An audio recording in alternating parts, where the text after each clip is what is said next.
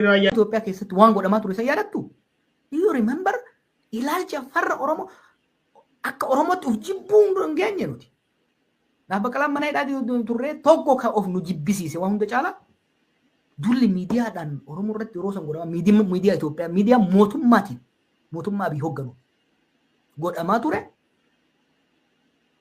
humna Amaaraa Oromoo irratti jibba hamaa itti kakaasuudhaan akka cinaa hiriiran godhe. Maal argate Amaarri achirraa? Oromoon sirriitti dhaggeeffadha. Maal argate Amaarri? The dark side baasee Oromoo irrattis Tigree irrattis duulchise. Yeroo sanitti waa'ee Tigree waa'ee Oromoo wanni haasayamaa ture YouTube irraanfadhu, TikTok irraanfadhu, ETVdhaan, Faanaadhaan, Waaltaadhaan duula sana hunda godhaniit uummata Amaaraa duulchisanii lola san keessatti ficcisiisanii nama akka fixu godhanii itti fayyadanii gaafa quufan Amaaraa daangaa irratti gatanii ofii Tigree warra TPLF wajjin araarame Amaaraa wajjin duula keessa seene Amaarri gaaga'ama hamaa amma keessa seene kana kan seensise keessaa tokko bara 2019 hanga 2021tti Abiyyiin shawwadamee olola Abiy meeshaa olola Abiy ta'e duula Oromoo fi Tigree irratti godhe sun hawaasa siyaasaa Amaaraa gatii guddaa kafalchiisaa jira hagammatti. Moral crisis guddaa keessa seensise. Dhumaatii uummataa Tigree irratti godhamaa ture. Waa hedduudhaaf Abiyyiin caalaa maqaan isaanii akka godhe. Moral crisis, moral decadence keessa galche uummata sana. Amma gara galchuu barbaada. By the way, I knew this from 2022 irraa inni gama kan akka dhufu. Hordofaatuma ture. Amma maal godhuu barbaada? Amma yeroo tokko Galaasaa hojjeteenyu osoo haasofnu Abiy walgahii warra hawaasa hayyoota Amaaraa tokko walitti qabee waliin haasayaa ture. Cinaa taa'een mana itti cinaa taa'ee dhaggeeffata ture. Oromoo fi Tigree tana mul'u godhee xiqqeessa jara wajjin. Itti aanseen wajjin walgahii. Nu biratti immoo sabboonaa daangaa hin qabne ta'ee arrabaan jalatti shan shawwadaa jira malee maal jedhan. So Galaasaa maaliin jeeni? Oromiyaa walabaa ati yaadde san gurbaa kanatu Oromoo kennuu jedhan jedhee maal jennaan?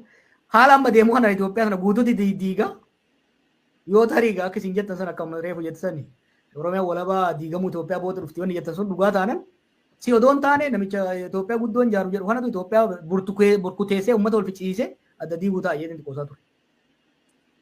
Saniin ittiin deemee nurra gahe. Amma Tigree wal lole, Eertiraa wal lole, Amaaraa wal lole, Oromoo keessa dhokachuu barbaada. Oromoo keessa dhokatee sabboonaa Oromoo xiixaa ta'ee deemuu barbaada. Waan Dambidolloo kanas isaanumatu jalqabee fide. Akka isaan yaadan hin taaneef malee. Maaliif hima maxxanse? An beekta waan Dambidolloo san almost dagadheen ture. Maarshaal Biraanuu Naggaa haasoo yoo laalte. Maarshaal by the way dhugaa dubbata beekta sharrii siyaasaa kana baay'een beeku. Waan waliin haasayan waareen bahee dubbata. Hanga gaafa inni dubbatuutitti waan Dambidolloo shaneetu raawwataa ture jechaa ture. Maarshaal immoo dhufee Yaalcaanaan kuni Gondareedha jedhee miseensa Abinii jedhee ijoolleen immoo Baardaar dhaqxee jedhe. Yeroo kana gurra qeense laata. Nan qeense wadeet garam deemaa jirti dubbiin tun. Deebisanii fidanii tokkoffaa EBS namichis shariika Abiyyi abbaan qabeenyaa. Miidiyaanis warra ajandaa mootummaa gaggeessu keessa akkana achirraan dabruu dandeenya. Dhugatti anu maaliin yaade jalqaba micoo warruma ijoolluma san keessaa taateet amma immoo olol biraatiif fidan jee yaade. Diraamaa boodara dhufe kana hin shakkine. Waan fedhellee yoo ta'u diraamaan kun akeekni siyaasaa isaa maali? Mee ilaali fakkeenyaaf. Qaamni mootummaa ministeera barnootaa miidiyaaleen adda addaa deennatiin hundi dubbii kanarratti maaliif akkanatti rabarrabe? Gaafa Dambidolloo san maaliif akkanatti dhugaa Oromoo baasuudhaaf?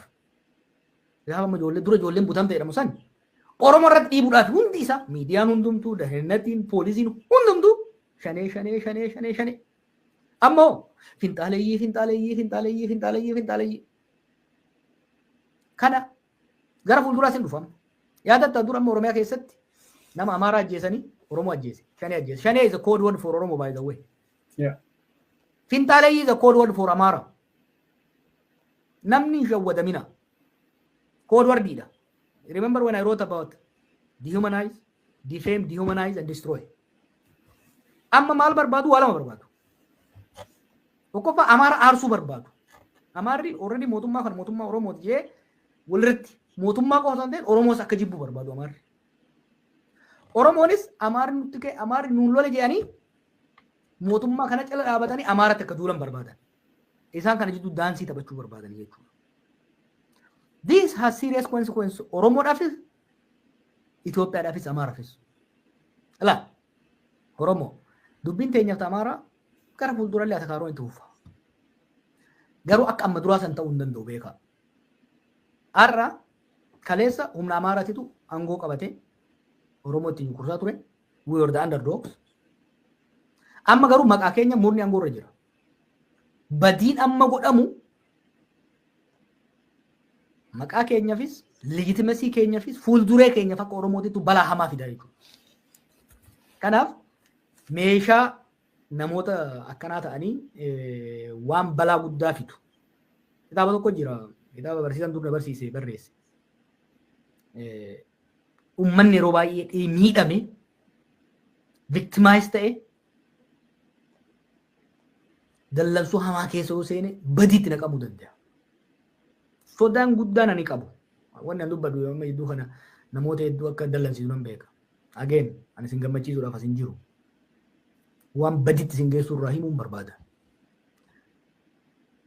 Amaaraan wal loluus yoo barbaanne dhugaa irratti dhaabanne dhugaa irratti lola yaadaas ta'e lola biraa dhugaa irratti dhaabanne itti yaanne da'uu qaba malee sharri gowwummaa Amaarri 2019 irraa 2020 keessa seene san Oromoon deebi'ee itti seenuu qabu jechuudha. Lama nuun suufuu hin qaban of eeggatu qaba namni keenya. Kana wanni inni dubbachaa ture. Densa Abjawar waan baay'ee kaasne sa'aatii dheeraa fudhannee haasofnee yeroo dheeraatti egaa yeroo jalqabaatti fuula garree gaafilee hedduudha kan inni qabadhee dhiyaadhe. Garuu keessa keessaan piikiidha gaafii ka ofuma barreessee dhufeen piikii ta'ee keessa keessaa fudhadhee gaafachaa ture. Amma sa'aatii baay'ee fudhannee dubbiin bultuutti haa dheeressinu. Walumaa galatti haala amma keessa jirru naa goolabi. Akka goolabaatti haa ta'u gaafidhas akkuma goolabaattis akkanaa kaasutu. Hireen Oromoo maal ta'a? Sirna Abiyyi jalatti. Hanga yoom Abiyyi irraa of eegaa jechaatuma jiraanna. Hireen Abiyyi Oromoo irraa kaasuu yookiin biyya sanarraa kaasuu maal ta'a? Itoophiyaa fi sirni Abiyyi, ispeeshaalii sirni Abiyyi uummattoota biyyattii waliin waraansi inni godhaa jiru kuni deemee dirreen waraanaa amma Eertiraa fi Itoophiyaan wal lolan dirreen waraanaa Tigraay ta'a jedhanii jedhaa warri Tigraay. Garuu humni kun hunduu gaafa Abiyyi aangorraa kaasuudhaaf gara handhuura biyyaatti siqu dirreen waraanaa Oromiyaa ta'a. Kanarraa Oromoon akkamitti of baraaruu danda'a? Falli jiru maalidha? Ijoon dubbii kanatti fakkaata. Malee keenyarraa akka goolabaatti isaan ta'u gaafidha isaan ta'u. Waan dhuka qabu kaasaa jirta gara dhumaa irratti beeke. Waan dhama qabu. Dirreen waraanaa Oromiyaa akka hin taane dhoorguu qaba namni. Dirreen waraanaa Oromiyaa akka hin taane jibicha balaa ofirraa kaasuudha.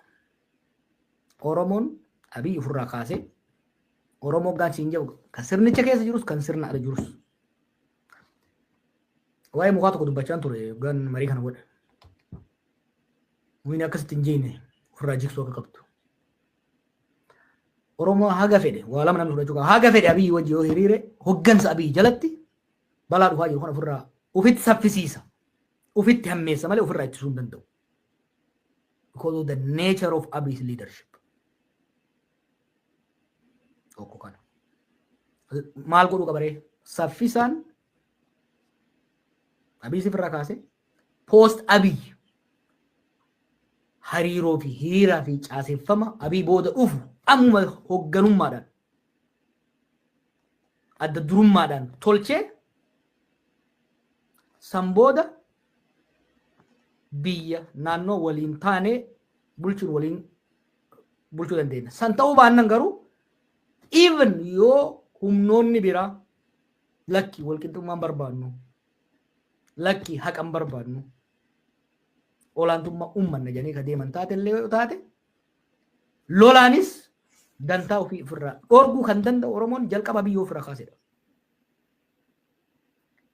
Abii jalatti we tried reefu sitti mee barra we tried gawayyaan inni dhuftee dasee dabartee gadi dhuftu murtiin nuuf danne ammaaf inni turuu wayyeenne sanii as fooyyaa dhufe moo itti hammaataa dhufe ammas jala hiriirree haa tursiifnu otoo jenne inni waan amala ofii hin dhiisu isa jalatti mootummaan sirni mootummaa Itoophiyaa laaffata lolli wal dhalaa deema san booddee uummanni tokko beektaa cimin uummata tokko haguma hoggansa isaa gaya laafinni mootummaa Itoophiyaa Abiy calaqqisiifte har'a maaliif paartiin jiru jaammaan biraan jiru ufiif hin deema isuma toofaa jira so balaas deemu kana ofirraa ittisuudhaaf Oromoon saffisaan harka ofiitiin Abiy irraa geessu harka hoggansa isaa jalatti adda durummaan ce'umsa siyaasaa Abiy booda dhufu mijeessee uummata kaan waliin mari'atee wal amansiisee deemu ta'uu baannan balaa as deemaa jiru kana eegganna amma barra namni keenya hin shawwadamina namni keenya amma warra kaabaa qofa jedha Abiy warra kibbaa harkaa qaba really Somaaliyaa harkaa qaba Affaar harkaa qaba no maali sirni inni Abiy uume kibbi bar saamicha hattuu itti gallakkisee mindaan hin kafalamu warra ummatoota kibbaa naannolee ummatoota kibbaa kana keessatti mindaan hin kafalamu ummanni kibbaa abdii nurraa qaba ture maaliif hanga 2018 yeroo nu dabarte hunda isaaf dabraa ture gaafa nu mirga afaanii arganne mirga afaanii argate gaafa nu mirga ofii nu bulchuu arganne mirga ofii nu bulchuu argate gaafa Oromoon aangoo qabate ni misoomna dimokiraasii arganna ni kabajamna jee yaade wanni inni argate hoo maali durriyyee kararraa guuree itti shuume hawaasa Sidaamatti waan ta'aa jiru Walaayitatti waan ta'aa jiru Western Ethiopian region kana keessatti waan ta'aa jiru ummatoonni kuni akka warra biraa ilaalcha jibba Oromoo guddaa uumuu baatanis Oromoo irraa abdii kutatanii jiran reefu maaliin jee kanaanis situ muraa qabtamu dur wanni na laaleessu na aarsu tokko maal ture Oromoon qabsaa'uu hin danda'u Oromoon walta'ee qabsaa'uu hin danda'u qayyoo ture san wal aansuudhaan tarsiimuudhaan irraan har'a Abiy maal keessa nu galche Oromoon biyya bulchuu hin danda'u duruma kitaaba san keessa agarteerta maal jedhu ture warri tibbelle buggaa negoshee goonu Oromoon Itoophiyaa dhiisiti ofuu waluu bulchuu hin danda'u jedhan ni dandeenya jee falmaa ture har'a Abiy garuu san dhugeesseef beektaa bulchuun dandeenya Abiy hoggansa Abiy jalatti murni Oromoo amma jiru kun biyya bulchuu hin dandeenye biyyattiin sababa lolaatiin to'annoo harkaa baateerti kana amanuu qabna Itoophiyaan seenaa isii keessatti sirni mootummaa Itoophiyaan isteeta akka ammaa takka laaffattee hin beektu hiyyummaan akka ammaa takkaa babal'attee hin beektu kuni faaktiidha ummatoonni Itoophiyaa ni beekan kana hoo akkamiin ilaalan akkuma leencu yeroo baay'ee jiru ani mootummaa murna Oromootiin jaa ati mootummaa Oromootiin jettaa ummanni kun garuu akka mootummaa Oromootti ilaala laafinni Abiy akka laafina Oromootti ilaalama rabbi kan nu baase yoo nu hidhaa turre san Oromoonni lola Tigraay san gargaaruu dhabuun moral authority qabannee akka deemu nu godhe har'a immoo lola ummatoota biraarra godhu kana yoo goonu taate sirna Abiy kana wajjin identify godhamaa tokko ta'aa gaafa deemne jibbi fakkeenya hanni mootummaa hunda keessa barri corruptioniin jira